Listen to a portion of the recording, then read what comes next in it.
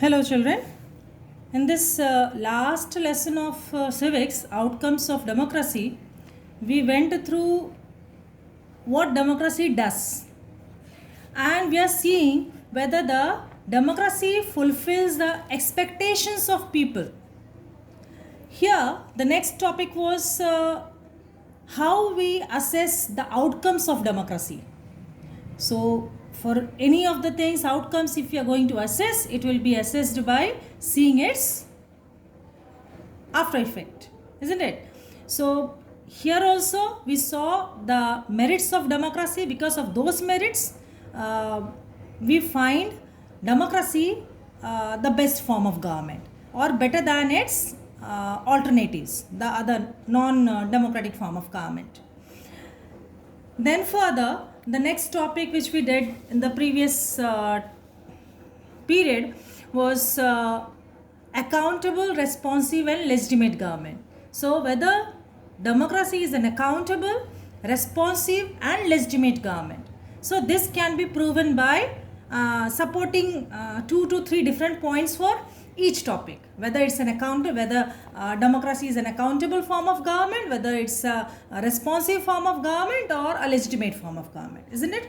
Accountable means answerable. That in the simple terms we could take it that way.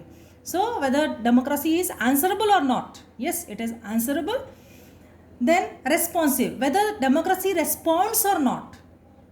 So yes, it responds. If something is, if any grievances are there, if people or the citizens of the country, citizens of a particular area or a constituency, if they are facing any problem, they take their demand to the high authorities, and the government then responds to the needs of the people. That is responsive. Then legitimate. Legitimate means the legal form of government. Yes, it is legitimate because it is not imposed by anybody on the people. People themselves they choose. That is why it can be said as legitimate. And if the people are not satisfied with the form of government, with the going form of government, they do have an option of changing the government, not selecting the same government, not selecting the same people. That shows that yes, it is a legitimate form of government. It's not imposed by anybody on the people or on the citizens of the country. The government is chosen by the people themselves. Fine. So this 3 topics, these 3 points, a very important question of the chapter, and this can be asked as an independent 3-mark question. Each topic can be raised as it was told in the previous previous period. Now here further we'll go ahead with the next one, that is economic growth and development. Here a question can be raised, that is, what role does the democracy play in the economic growth and development of a country? If we compare the economic growth and the development of a country, so what role does democracy play there? Whether democracy supports or not. So here actually, if we see that, if we see the proof or the evidences, the examples, so it will show that in practice when we come, that is, it's not only on on the theoretical forms. In practice, when we see that how it functions, when we see it that way, so democracy, they do not fulfill this expectation. Okay, that is whether it supports economic growth or not. So it doesn't support in practice if we see. Okay, so because certain things are there, certain points supporting this particular question. So first we'll get here, then the next paragraph, that is for the last half a century if we see, so even more than that if we compare, so dictatorships, they have slightly higher rate of economic growth. One point is that.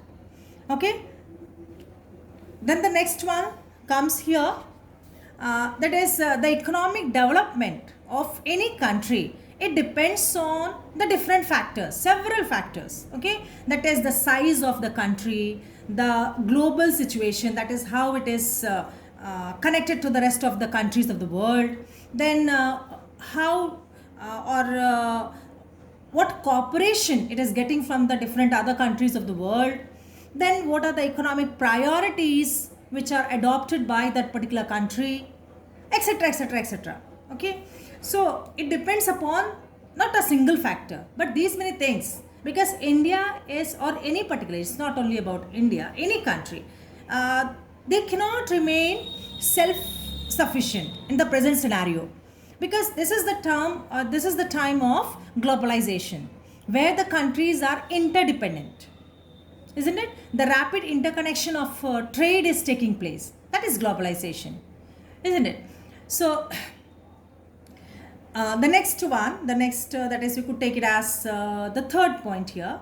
The difference in the rates of the economic development between the developed countries, okay, that is, the difference in the rate of the economic development, if you see, so that is very less, okay, it is negligible.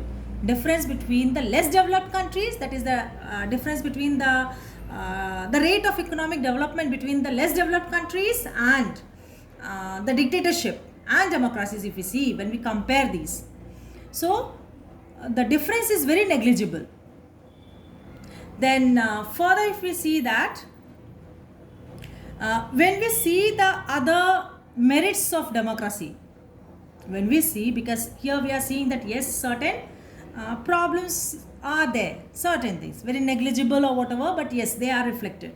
So but when we see the other merits of democracy, once again we recalled there in the first page of the particular chapter, the same chapter, isn't it? That is how we assess democracy under that point, that it gives room to correct the mistakes, it promotes equality among the citizens, it enhances the dignity of the people, the citizens or individual, then it provides a method to resolve the conflict among the people, the quality of decision is improved.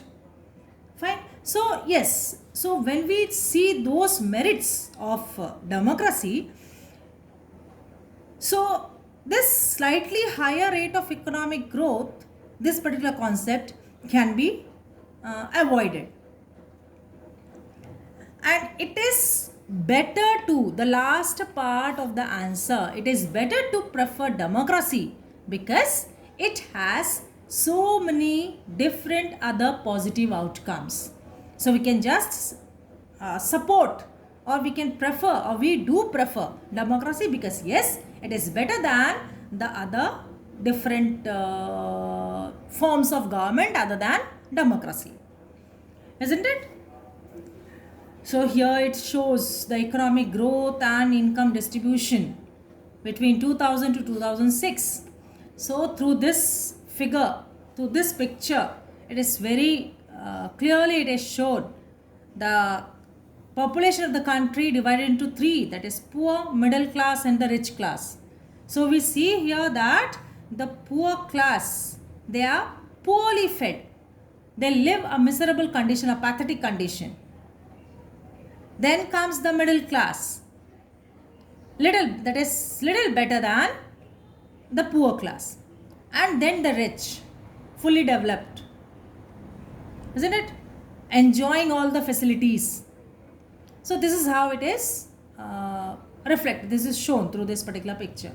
So when we see what role, here we went through the answer of what role does the democracy play in economic growth and development of a country.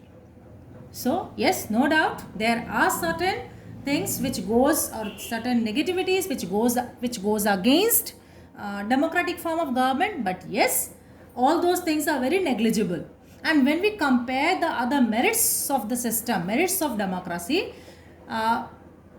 then these things remain. That is this particular, the only benefit that it has a slightly higher rate of economic growth in under dictatorships and all.